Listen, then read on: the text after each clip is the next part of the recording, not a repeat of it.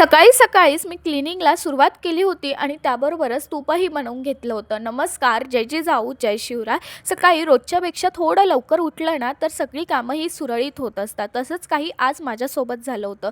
जवळपास 9-9:30च्या दरम्यानच माझी सगळी कामं आवरलेली होती.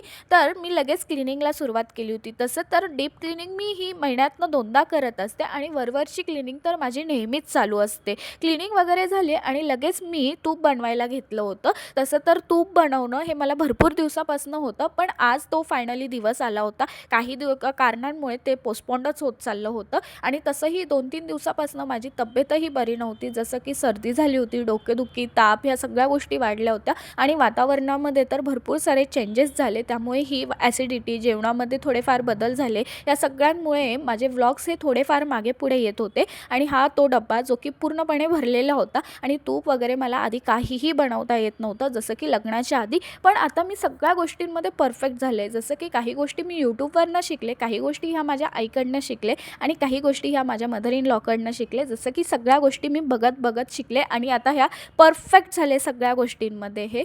चला, तुम्ही चॅनलवरती जर नवीन असाल तर लाईक, शेअर, सबस्क्राईब करायला विसरू नका. नवीन नवीन व्हिडिओजसाठी इथून पुढचे व्लॉग्स हे खूप सुंदर असणार आहे, त्यामुळे फॉलो नक्की करा. इंस्टाग्रामवरती जर बघत असाल तर. चलो, बाय.